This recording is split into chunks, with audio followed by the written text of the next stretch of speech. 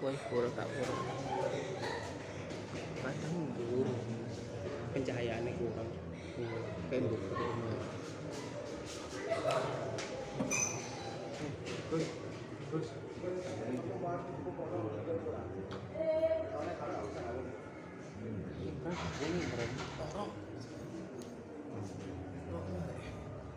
Tak bukan terus lu. Tidak asal. Masa ini?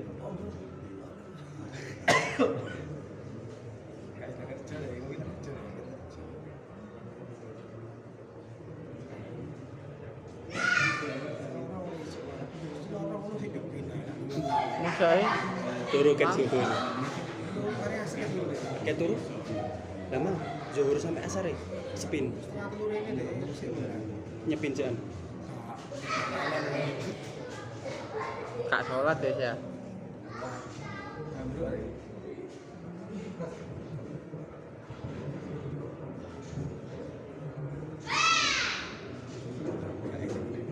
Assalamualaikum warahmatullahi wabarakatuh.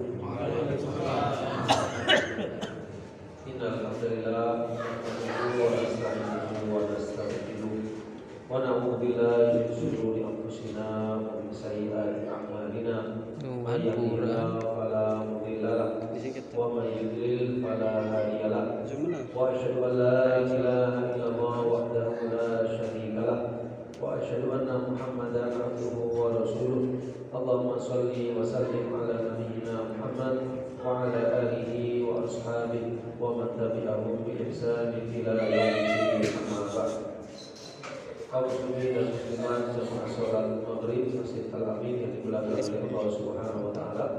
Alhamdulillah, pertama-tama marilah kita panjatkan rasa syukur kepada Allah Subhanahu wa taala karena dengan nikmatnya lah kita masih mendapatkan kemudahan bisa menunaikan ibadah pada hari ini, hari Senin malam Selasa tanggal 13 Rajab 1443 Hijriah. Mudah-mudahan segala amal ibadah kita diterima di sisi Allah Subhanahu wa taala. Amin ya rabbal alamin. Kita akan lanjutkan pembahasan rutin kita, yaitu membahas salah satu kitab para ulama yang berjudul Kitab Riyadhus Shalihin karya Imam Nawawi rahimahullah taala. Kita masih membicarakan bab fadl az-zuhud fi dunya wal hadd 'ala taqallul minha. Bab keutamaan sikap zuhud di dunia dan motivasi untuk menyedikitkan bagian kita dari dunia. Yang memang yang mengarang kitab ini Imam Nawawi ini seorang yang sangat zuhud, orang yang sangat hati-hati ya terhadap dunia, sangat luar biasa sederhananya, sehingga tidak heran dalam bab-bab ini beliau banyak menyebutkan riwayat-riwayat yang menjelaskan tentang hakikat kehidupan dunia, pentingnya zuhud, kemudian kesahajaan, kesederhanaan dan sebagainya. Ya, bukan berarti ya kita memiliki harta yang berlebih tidak boleh, bukan. Tapi saking khawatirnya beliau sampai beliau memberikan judul keutamaan sikap zuhud di dunia dan motivasi untuk menyedikitkan bagian kita dari dunia. Ya, kita akan lanjutkan kepada hadis lanjutan, yaitu hadis yang ke-487. Yang terakhir kemarin, bulan kemarin 486. Ya, kita lihat hadisnya 487 diriwayatkan dari sahabat Abu Hurairah radhiyallahu anhu. Qala Rasulullah sallallahu alaihi wasallam, yadkhulul fuqara'ul jannata qabla al-aghniya bi 500 'am. Rawahu Tirmidzi wa qala haditsun shahih. Artinya orang-orang fakir, ya kalau disebut fuqara saja berarti termasuk miskin. Ya, karena ada istilah fakir, ada miskin. Kalau dalam ayat, dalam hadis disebut fakir saja, miskin termasuk. Kalau miskin disebut tanpa fakir, berarti fakir termasuk. Kalau disebutkan dua-duanya, fakir, miskin, berarti masing-masingnya punya makna tersendiri. Kalau salah satunya disebut, yang lainnya masuk. Jelas sama sekalian. Kan fakir sama miskin itu sama apa beda? Beda ya. lebih memprihatinkan fakir. Karena itu orang yang diberikan zakat nomor satunya fakir, nomor duanya baru miskin. Ya, jadi miskin itu masih punya tapi nggak cukup. Fakir sangat kurang.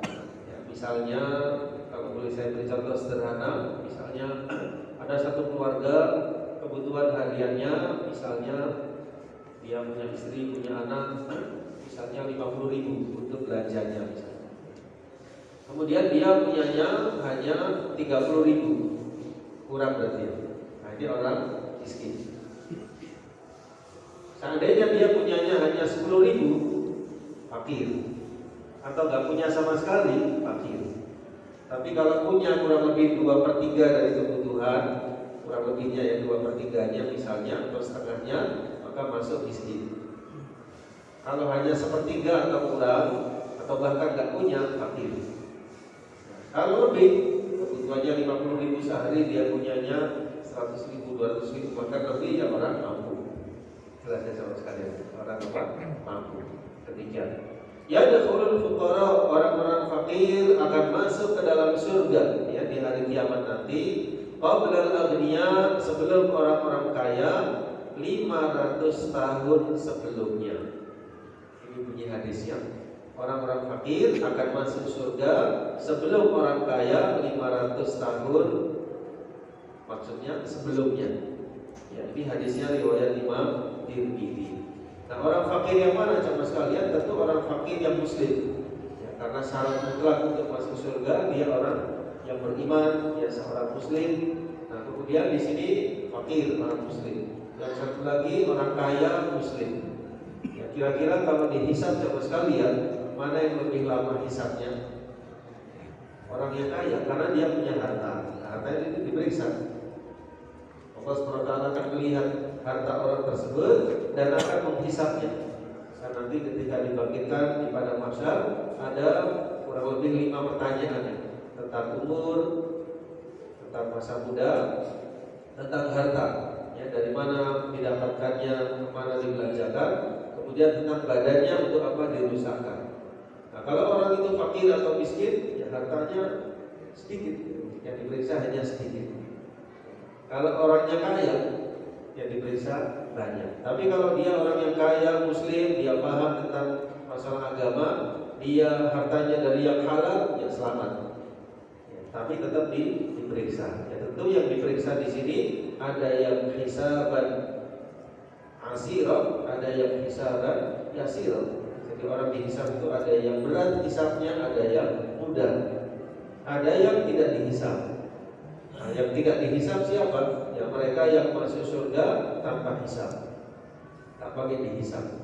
Ya, misalnya 70.000 orang yang dijamin surga tanpa hisab, itu tidak diperiksa amalnya langsung masuk ke dalam surga. Di antara mereka ada orang-orang kaya, ya termasuk Utsman bin Affan, ya Abdurrahman bin Auf, 10 orang yang dijamin surga, ya, dan sahabat-sahabat yang lain yang 70.000 orang yang dijamin surga. Pastinya di antara mereka ada yang kaya.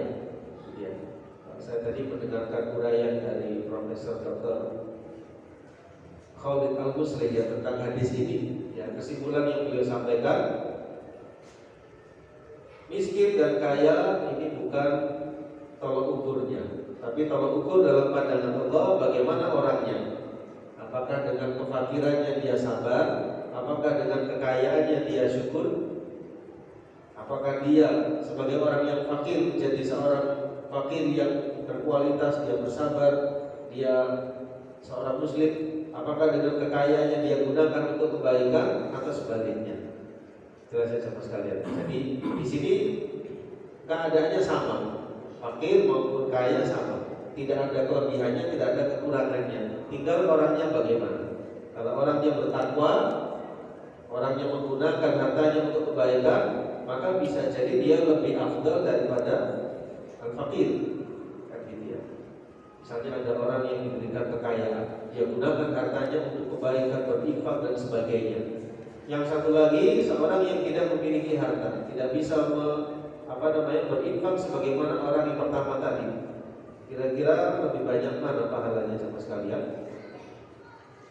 Orang yang berinfak, orang yang berharta.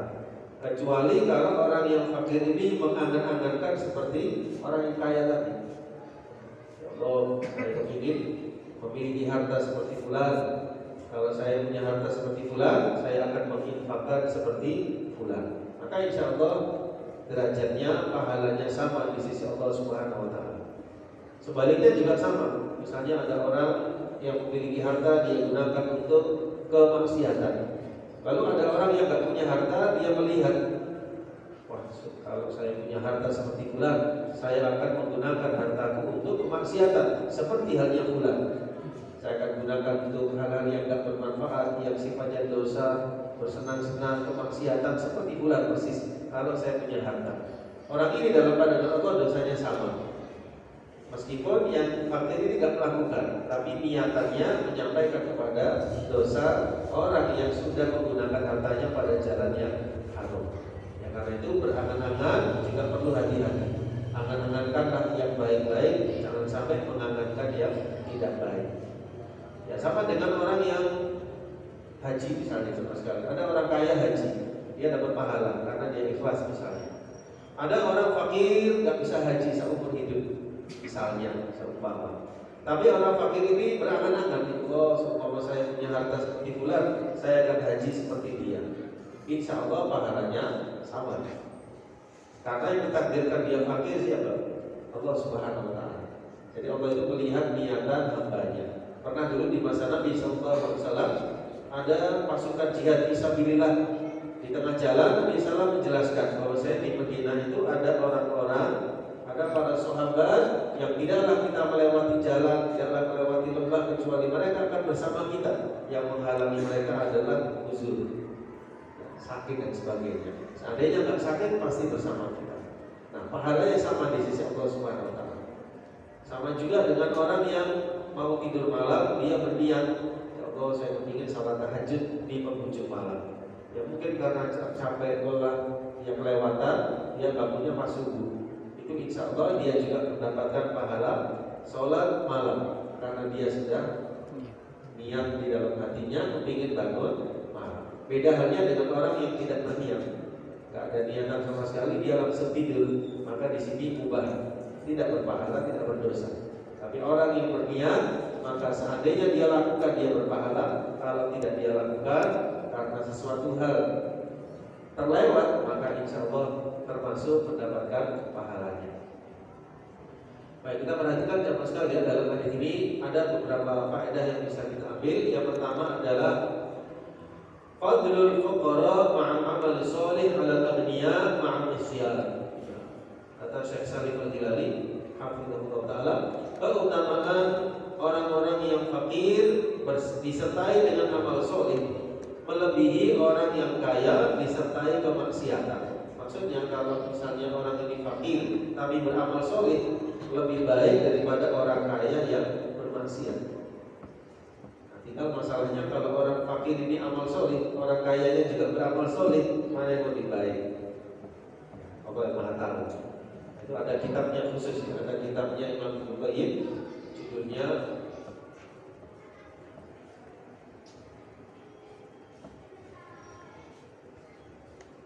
Idatus Sabirin wa Dakhiratus Syakirin. Insyaallah demikian judulnya. Ya, di situ satu kitab yang membandingkan mana yang lebih afdal antara orang fakir yang sabar atau orang kaya yang syukur. Mana yang lebih afdal teman sekalian? Orang kaya yang syukur atau orang fakir yang sabar? Kira-kira mana yang lebih utama? Mana yang lebih utama? Fakir sabar atau orang kaya bersyukur? Yang lebih utama, yang lebih bertakwa. Yang lebih utama, yang lebih bertakwa. Dua-duanya memiliki kelebihan. Dua-duanya memiliki kelebihan masing-masing. Namun yang lebih bertakwa itulah yang lebih afdal. Inna akramakum indallahi atqakum. Ya, jadi tidak ada masalah apakah fakir atau kaya. Yang penting apakah dia bertakwa atau tidak. Kalau dia bertakwa, pasti orang tersebut sabar dalam kefakirannya. Orang yang kaya pasti syukur dengan kekayaannya. Ya, tentu syukur tidak hanya syukur dia hatinya mengimani, meyakini ini adalah anugerah ilahiyah, lisannya mengucap alhamdulillah, lalu dia gunakan kekayaannya, hartanya untuk kebaikan. Ya, karena jangan lupa, kemana harta dibelanjakan juga akan ditanya. Ya, kan dua pertanyaannya, dari mana harta didapatkan, kemana dibelanjakan. Jadi seorang yang memiliki harta harus selektif, harus apa? Hati-hati ya dalam mendapatkan hartanya. Jangan sampai karena ketamakannya dia mendapatkan harta dari segala jalan tanpa dia tahu jalan tersebut halal atau haram. Ya, di zaman sekarang sebagian orang tidak memperdulikan jalan tersebut syubhat, haram, halal sudah diambil semua. Jadi sebagian orang seperti itu karena ketamakannya. Ya, orang yang beriman tidak seperti itu. Orang yang beriman dia melihat apakah ini benar, halal ataukah tidak. Kalau syubhat, ragu-ragu tinggalkan, apalagi yang haram. Yang kedua, ashabul amwal sayas'aluhumullahu 'anil mal min aina iktasabuhu wa aina wada'uhu wa anfaqu. Ya, jadi para pemilik harta itu Allah SWT akan menanyai mereka tentang hartanya. Dari mana mereka mendapatkannya dan kemana mereka gunakan atau belanjakan. Ini memang perlu apa ya? Orang kaya itu perlu memahami tentang bagaimana menggunakan harta. Ya, jadi perlu mempelajari tentang zakat, perlu mempelajari tentang kemana hartanya harus digunakan supaya dia tahu arah yang benar. Ya, jadi supaya tidak salah langkah, orang yang kaya hendaknya memahami dengan baik ya, kemana dibelanjakan hartanya, karena akan ditanya oleh Allah Subhanahu wa Ta'ala. Ya, secara umum alokasi harta kalau dia punya harta, yang pertama zakat, ya. Kedua ada infak, yang ketiga ada sedekah. Ya, zakat, ada infak, ada sedekah. Nah, ini harus dituntaskan. Kalau dia berharta lebih, zakat ini wajib, infak, sedekah. Kalau infak kepada keluarga maka wajib sifatnya. Kalau sedekah sunnah. Nah, jadi harus diselesaikan ini zakat.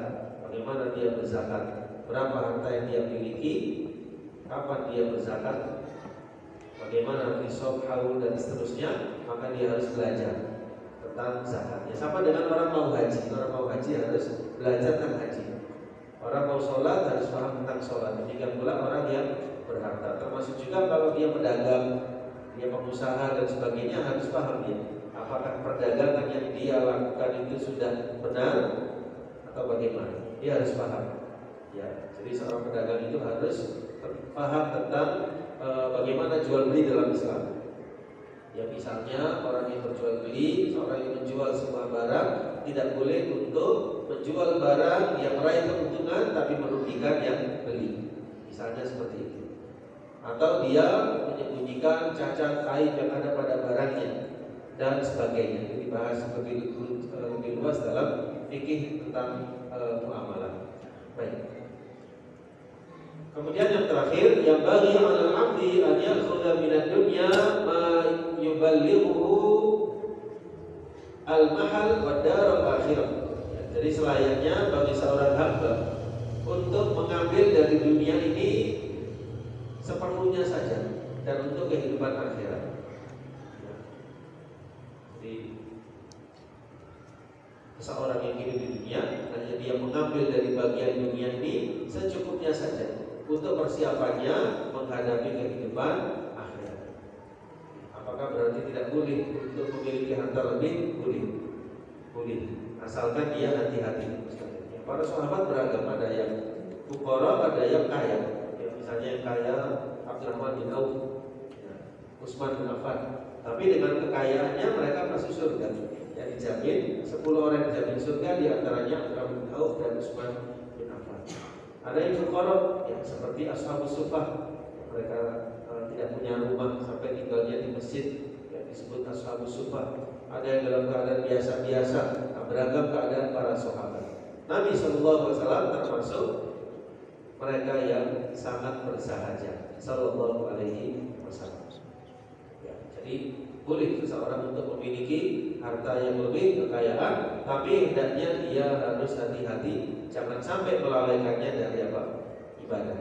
Jangan sampai melalaikannya dari zakat, infak dan sedekah, dan hendaknya dengan hartanya dia menggunakan menggunakannya untuk kebaikan Islam dan kaum muslimin. Kira-kira demikian ya ringkasannya. Jadi yang dilarang dalam agama itu kalau seseorang menumpuk-numpuk harta saja, nggak dia gunakan untuk kebaikan umat, tidak dia alokasikan untuk zakat, infak, sedekah, lalu dia lupa akhirat, lupa ibadah, dia merasa dirinya mendapatkan harta dengan kepandaiannya sebagaimana Qarun, dia dicela dalam agama. Tapi orang yang mendapatkan harta lalu dia gunakan untuk kebaikan, maka insya Allah termasuk mereka yang diridhoi oleh Allah Subhanahu wa Ta'ala. Insyaallah demikian teman sekalian. Kita lanjutkan ke hadis yang selanjutnya 488. Diriwayatkan dari sahabat Ibnu Abbas radhiyallahu anhu dan juga Imran bin Husain radhiyallahu anhu. Dari Nabi sallallahu alaihi wasallam bersabda, "Ittala'tu fil jannah fara'aitu aktsara ahliha al-fuqara." Aku melihat surga. Aku melihat di dalam surga, aku lihat kebanyakan penduduknya adalah orang-orang fakir. Kebanyakan penghuninya adalah kaum fuqara. Dan aku melihat di neraka, maka aku perhatikan yang paling banyak dari penghuni neraka adalah an-nisa atau para wanita. Ini hadisnya riwayat Imam Bukhari dan juga Imam Muslim. Ya, jadi aku perhatikan di surga yang paling banyak penghuninya fuqara. Paling banyak berarti ada yang aghniyah juga. Ya. Kan paling banyak berarti ada yang selain mereka. Ya. Jadi paling banyak fuqara berarti ada juga yang aghniyah. Aku perhatikan di neraka, aku perhatikan yang paling banyak penghuninya an-nisa yaitu wanita. Berarti laki-laki juga ada, tetapi yang lebih banyak adalah an-nisa atau wanita. Ya, kita perhatikan dalam hadis ini kaitannya dengan bab kita yaitu orang-orang fakir ini paling banyak dilihat oleh Nabi SAW di surga. Kalau dia beriman, dia muslim, beriman, dia sabar dengan kefakirannya dan dia terus taat kepada Allah Subhanahu wa Ta'ala. Baik. Pertanyaannya sama sekalian, kalau orang fakir, apakah dia bertahan dengan kefakirannya atau berusaha? Ya tentu berusaha. Ya karena mencari nafkah, mencari harta itu diperintahkan bagi kaum laki-laki. Ya, sampai-sampai Nabi SAW bersabda, kalau seseorang itu pergi ke gunung, dia cari kayu bakar, dia bawa kayu bakar itu dia jual, itu masih lebih baik daripada dia meminta kepada manusia. Kalau dia sudah berusaha, sudah bekerja semaksimal mungkin masih fakir, ya berarti sudah, ya Allah menentukan demikian, dia harus sabar. Ya, jadi tidak bertahan di situ, tapi dia berusaha yang terbaik untuk dirinya. Jelas sama sekalian. Dia berusaha. Kalau dia mampu bekerja, mampu berusaha, berusahalah, bekerjalah apapun yang penting halal. Ya, jadi jangan mendengar ya komentar orang atau komentar manusia, yang penting halal lakukan. Ya, daripada sesuatu pekerjaan yang kelihatannya wah tetapi haram. Ya. Jadi neracanya atau timbangannya dalam pandangan agama ini baik atau tidak, pekerjaan ini halal atau tidak. Kalau halal jalankan, kalau itu memang kita mampu, dan kalau haram tinggalkan meskipun memberikan penghasilan yang lebih atau memberikan harta yang banyak, tapi kalau syubhat atau haram tinggalkan. Nah, baik. Di antara fikih hadis ini contoh sekalian, yang pertama al-fuqara fil jannah akthar minal aghniyah wal faqir lam yadkhul jannah bisababi faqrih wa inna ma dakhalaha bi amalihi as-shalih. Ya, jadi kaum fuqara itu di surga lebih banyak daripada al-aghniyah. Dan orang fakir itu tidak masuk surga karena fakirnya, tetapi karena amal solihnya. Jadi orang masuk surga itu karena rahmat Allah Subhanahu wa Ta'ala, bukan karena amalnya. Tapi amal ini harus ada. Kalau dia tidak punya amal, bagaimana? Apa yang diperiksa sama sekalian. Jadi harus ada amal, tapi amalnya tersebut bukan serta-merta menjadikannya masuk surga, tapi dengan sebab rahmat dari Allah Subhanahu wa Ta'ala. Ya, tapi kita harus beramal ya, supaya kita dimudahkan masuk ke dalam surganya Allah Subhanahu wa Ta'ala. Amal dan iman. Yang kedua, at-tahridu 'ala tarki tawassu fi dunya wal istizada min mata'iha. At-tahrid itu motivasi untuk meninggalkan berlebih-lebihan dalam urusan dunia dan menambah-nambah dari apa istilahnya mata'iha itu kelebihan, kekayaan dan sebagainya yang lebih-lebih. Maka di sini dikhawatirkan apa jemaah sekalian, dikhawatirkan orang tersebut lupa untuk ibadah kepada Allah Subhanahu wa taala. Ya memang sifatnya seperti itu ya. Jadi kalau orang itu memiliki kekayaan yang sangat luar biasa dibandingkan dengan orang yang biasa-biasa, kira-kira semangatnya ke masjid, sholat tahajud dan sebagainya, kira-kira lebih kuat yang mana? Yang satu kasurnya biasa, yang satu empuk sekali. Kira-kira untuk sholat tahajud lebih mudah yang mana? Ya, secara kebiasaan umumnya lebih mudah yang biasa-biasa. Tapi tidak menutup kemungkinan yang lebih kaya lebih semangat, tidak menutup kemungkinan. Ya, saya ada kenalan sama sekalian beliau, hartanya luar biasa. Tapi beliau tidak pernah absen dari sholat malam. Jadi jam 3 mandi sholat tahajud. Sholat 5 waktu tak pernah ketinggalan. Tidak perlu saya sebutkan, tapi saya tahu sendiri beliau seperti itu. Ya, nyumbang apa ini nggak ingin diketahui. Ya seperti itu. Sholat tak pernah ketinggalan. Sholat tahajud tiap hari. Puasa Senin Kamis ada. Orang seperti itu ada. Hartanya luar biasa. Ya, ini artinya apa? Ada di antara mereka yang semangatnya luar biasa. Tapi secara keumuman biasanya harta itu menggoda. Harta itu apa? Menggoda. Nah beliau sendiri yang luar biasa ibadah tadi bilang kepada saya kalau harta itu melalaikan, segala fasilitas, segala harta, mobil, kekayaan, rumah mewah dan sebagainya sifatnya melalaikan. Maksudnya bagaimana melalaikan? Melalaikan itu akan menjadikan orang tersebut merasa apa? Ternyata enak ya dunia ini. Akhirnya dia lupa akhirat. Lupa untuk bersiap apa? Akhirat. Dikhawatirkan seperti itu contoh sekarang. Kemudian dia untuk bersusah-susah ibadah dia berat karena dia sudah terbiasa dengan kenyamanan, dengan kenikmatan dan sebagainya. Yang dikhawatirkan seperti itu. Ya, sekali lagi tidak berarti orang harta yang lebih tak boleh, tapi harus hati-hati. Insyaallah demikian. Baik. Kemudian apa lagi jemaah sekalian faedahnya? Haqqun nisa 'alal amali shalihah liyahfazna anfusahunna minan nar. Jadi motivasi bagi para wanita untuk beramal soleh agar terjaga diri mereka dari siksa api neraka. Ya, kenapa kok para wanita? Karena disebutkan yang paling banyak dari penghuni neraka adalah para wanita. Ini tidak berarti laki-laki tidak demikian. Laki-laki juga dimotivasi untuk beramal soleh. Ya, dan para wanita banyak sekali ladang pahalanya. Di antaranya sholat 5 waktu, puasa Ramadan, taat kepada suami, menjaga kehormatan diri. Ini insya Allah wanita tersebut dimudahkan masuk surga karena ada hadisnya itu. Idza shallatil mar'ah khamsaha wa shamat syahraha. Apabila seorang wanita sholat 5 waktunya, dia puasa Ramadannya, dia taat kepada suaminya, dia menjaga kehormatan dirinya, maka dia bisa masuk surga dari pintu mana saja yang dia kehendaki. Padahal ini hanya yang wajib saja, belum termasuk yang sunnah. Tapi kalau hanya dia taat kepada suaminya, ditambah lagi dia menjaga dirinya, ditambah amal-amal yang wajib, insya Allah memudahkan pahala bagi dirinya untuk masuk ke dalam surga. Ya, termasuk juga mendidik anak-anak, itu juga ada pahala. Taat kepada suami, ya, kemudian memberikan yang terbaik kepada suami. Ya, Masya Allah, ini termasuk pahala-pahala yang sangat luar biasa. Di satu sisi, seorang laki-laki, seorang suami, kepala rumah tangga, di antara pada pahalanya apa sekalian? Ada pahalanya memberikan nafkah dengan ikhlas, dengan lapang jiwa, ini berpahala.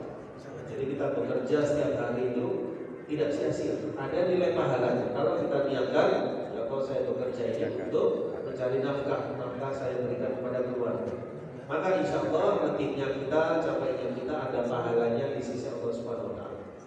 Ya, ini diantara ladang pahala untuk seorang laki-laki, yang termasuk amal-amal soleh yang lain, ya, sholat 5 waktu, kemudian juga sholat sunnah, dan juga mendidik anak-anak kita menjaga keluarga dari siksa api neraka. Ayatnya jelas sekali. Alhamdulillah minasyaitonirrajim.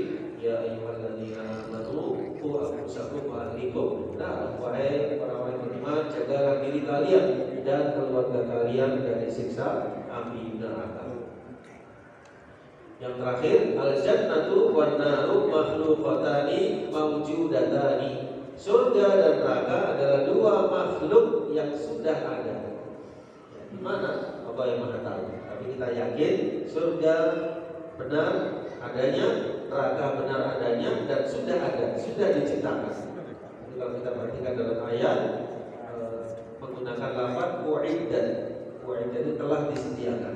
Seperti surga u'iddat lil muttaqin. Surga yang disediakan bagi orang-orang yang bertakwa. Telah disediakan artinya sudah ada, sudah diciptakan oleh Allah Subhanahu wa taala. Mudah-mudahan kita termasuk dari golongan ahlul jannah. Amin. Amin. Kita lanjutkan hadis yang berikutnya sama sekalian. Tinggal dua hadis lagi. Ya, hadis yang ke-489 dari Usama bin Zaid radhiyallahu anhu dari Nabi sallallahu alaihi wasallam bersabda, "Qumtu ala babil jannah." Aku berdiri di depan pintu surga. Maka yang terbanyak yang masuk ke dalam surga al-masakin, orang-orang miskin. Wa ashabul jannati mahbusun. Adapun orang-orang yang memiliki harta masih tertahan. Ini berarti nyambung dengan riwayat tadi ya, bahwasanya mereka masih diperiksa oleh Allah Subhanahu wa taala. Orang-orang yang berharta masih tertahan. Ghaira anna ashaban nar qad qubira bihim nar. Adapun penghuni neraka semuanya dimasukkan. Ya, kaya miskin masuk. Tapi kalau yang surga, yang berharta masih ditahan sampai diperiksa amal-amal. Paham sekalian? Jadi yang miskin sudah masuk, tinggal yang kaya menunggu sampai diperiksa amal-amalnya, hartanya. Kalau sudah selesai baru masuk. Insyaallah masuk itu juga. Kalau yang neraka masuk semua. Kalau dia kafir, misalnya ada orang fakir, kafir. Ada orang kaya, nggak beriman, dia masuk neraka. Kan gitu. Ada orang fakir, miskin, atau orang kaya, munafik, nifaq akbar, atau syirik akbar. Atau mereka berbuat dosa besar yang mereka mengharuskan dosanya masuk neraka, maka dimasukkan ke dalam neraka. Tapi kalau orang yang beriman, satu saat akan diselamatkan dari neraka, dimasukkan ke dalam al-jannah. Kemudian yang terakhir, hadis yang terakhir dalam bab kita adalah hadis ke-490. Disebutkan sebuah riwayat dari Nabi SAW. Beliau bersabda, "Asdaqu kalimatin qalaha sya'ir." Kalimat yang paling benar yang diucapkan oleh seorang penyair adalah kalimat yang diucapkan oleh penyair yang namanya Labid. Apa ucapan penyair tersebut? Ala kullu syai'in ma khalallahi batil. Ingatlah, segala sesuatu selain Allah pasti binasa. Hadisnya Bukhari Muslim muttafaq alaih. Saya ulangi, Nabi SAW menjelaskan, kan syair itu banyak, puisi banyak, syair banyak. Dalam bahasa Arab ada istilah syair. Nah, Nabi SAW menjelaskan, syair yang paling benar itu adalah kalimat yang diucapkan oleh Labid. Dia mengatakan, ingatlah segala sesuatu selain Allah pasti binasa. Batil itu binasa. Hadis ini sahih riwayat Bukhari Muslim. Nah, siapa Labid ini sama sekalian? Labid itu adalah Labid bin Rabi'ah, salah seorang penyair Al-Furzan al-Ashrafil Jahiliyah min ahli Aliyah Najd, adrakal Islam wa wafada Nabi sallallahu alaihi wasallam. Ya. Jadi dulunya dia di masa jahiliyah lalu masuk Islam. Labid ini sama sekalian dan diberikan umur yang panjang oleh Allah Subhanahu wa taala. Syairnya dipuji oleh Nabi SAW sebenar-benar ucapan penyair. Baik, apa hubungannya dengan bab kita? Hubungannya yaitu bahwasanya nuqsanul hayatid dunya, bahwasanya kehidupan dunia ini sifatnya kurang, sifatnya fana. Pada akhirnya dunia itu akan fana. Setelah kita dibilang ingatlah segala sesuatu selain Allah pasti binasa, termasuk dunia. Karena di dalam bab kita diarahkan agar kita sederhana dalam kehidupan dunia, karena dunia ini akan binasa. Kapan binasanya? Kalau sudah ditiup sangkakala oleh malaikat Israfil, akan binasa seluruh dunia ini sama sekalian. Seluruh bangunan akan diratakan oleh Allah Subhanahu wa taala, akan hancur alam semesta, dan tiupan sangkakala yang kedua dibangkitkan seluruh manusia dari alam kuburnya. Alhamdulillah, dengan demikian ya selesailah bab kita yang cukup panjang, masya Allah. Imam Nawawi membawakan banyak hadis, dan ini hadis terakhir dari bab yang ke-55, yaitu hadis yang ke-490. Kesimpulan yang bisa kita ambil yaitu keutamaan bersikap zuhud di dunia dan motivasi menyedikitkan bagian kita dari dunia supaya hisabnya diringankan oleh Allah Subhanahu wa taala. Tidak berarti seseorang harus fakir, tetapi hati-hati dalam kehidupan dunianya supaya tidak terlena dari kehidupan akhirat. Insyaallah demikian. Masih ada waktu 2 menit, barangkali ada yang ingin ditanyakan. Tafadhal ya. Tafadhal, siapa yang ingin bertanya? Tadi sempat menyinggung masalah fakir miskin. Ketika si fakir ini punya keinginan buruk seperti kaya untuk harta foya dan lain-lainnya, tapi kan dia belum melakukan, saudara. Belum apa? Belum melakukannya. Ya. Itu katanya sudah ikut dosanya, saudara. Benar. Ya, terus kan ada juga yang hadis yang itu yang lagi sering dikatakan di Arba'in. Yang pertama, bahwasanya segala amal tergantung pada niat. Nah, kalau kita niat baik sudah dicatat 1, sedangkan niat buruk itu kalau tidak dilakukan tidak berdosa. Itu Ya. simpelnya gimana? Ya, benar sekali. Jadi orang kalau sudah berniat sama sekalian, kalau hanya lintasan pikiran ini bisa tidak teranggap.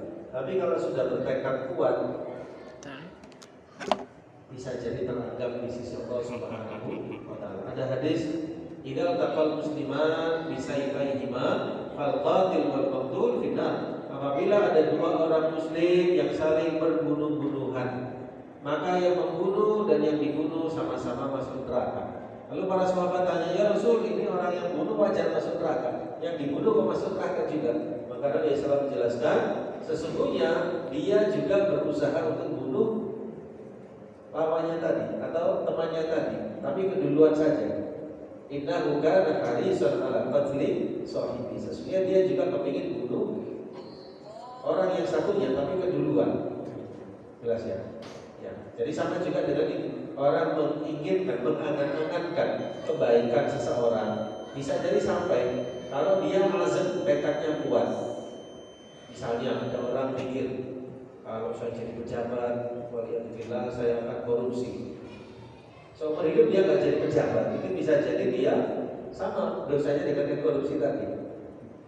Di satu sisi ada orang lain berpikir, ya Allah, coba saya jadi pejabat, saya akan sejahterakan rakyat, saya akan berikan yang terbaik kepada rakyat. Insya Allah pahalanya sama dengan pemimpin tersebut, karena niatannya yang sudah kuat. Nah, kenapa dia nggak melakukan, nggak mampu? Sama dengan orang haji. Ya Allah, saya ingin haji seperti fulan yang berharta. Sampai seumur hidup dia nggak haji karena nggak mampu, nggak punya harta. Nah, Allah Maha Adil, Allah samakan derajatnya. Kenapa dia nggak haji, nggak mampu, nggak ada harta? Sama dengan orang yang lumpuh misalnya. Ya Allah, kalau saya diberikan ya, fisik yang normal, yang sehat, saya akan melakukan demikian amalan soleh. Ya, sama dengan orang yang beramal soleh tadi. Kenapa? Karena memang Allah takdirkan dia lumpuh. Jadi karena itu pentingnya niat. Nomor 1 kan di dalam bab niat ini masalah niat. Innamal a'malu binniyat, karena saking pentingnya urgensi niat. Jadi jangan sampai seseorang mengangan-angankan bertekad sesuatu yang tidak baik. Bisa jadi dia sama dari dosanya dengan orang yang melakukan. Kalau sudah tekad ya, azam tekad yang kuat. Kalau lintasan pikiran ini bisa dihilangkan. Artinya kalau sudah azam, Lintasan-lintasan hati itu kata Imam Ibnu Qayyim itu ada beberapa tahapan. Kalau saya tidak salah itu ada 10. Ya, yang ke-10 itu saya ingat saya azam, tekad yang sudah kuat. Misalnya gini, ada sesuatu lintasan pikiran masuk ke hati kita. Bisa jadi hilang. Bisa jadi menguat itu dalam istilah bahasa Arab ada sendiri-sendiri. Ada yang terakhir itu kalau saya tidak salah al-azm, tekad yang kuat untuk melakukan. Misalnya ada orang mencuri, dia mencuri itu langsung rencana, dia lintasan pikiran kuat, merencanakan lalu mencuri. Baik berhasil maupun tidak, tapi dia sudah kuat rencana. Ada orang melakukan amal soleh juga seperti itu. Lintasan pikiran menguat, azam tekad dia lakukan. Kan seperti itu. Kalau tidak,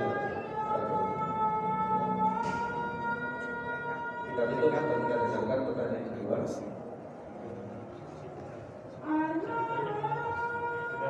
Ya.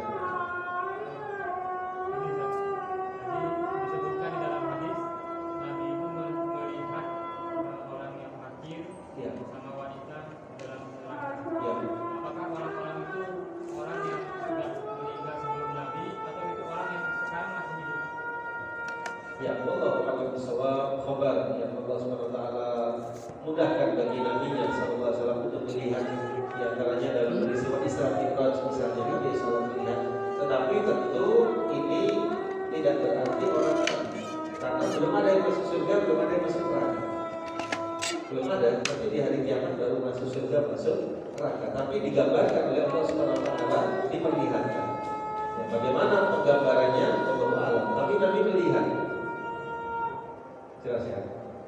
Tentu orangnya belum ada karena masih belum ada hari perpisahan. Orang masuk surga yang pertama kali siapa? Nabi Muhammad SAW yang pertama kali masuk surga. Kan ada hadisnya. Jadi belum ada yang masuk, tapi di sini Nabi SAW diberitahukan oleh Allah SWT. Melihat sendiri yang terbanyak orang fakir, yang terbanyak yang bisa. Ketika itu. Allah alam bisawab. Sampai demikian, kalau lebihnya saya mohon maaf. Mudah-mudahan menentukan kita di atas al-haq, di atas siratal mustaqim sampai akhir hayat kita. Dan kita tutup dengan doa kafaratul majlis. Subhanallahumma wa bihamdika, asyhadu an la ilaha illa anta, astaghfiruka wa atubu ilaik. Wassalamualaikum warahmatullahi wabarakatuh.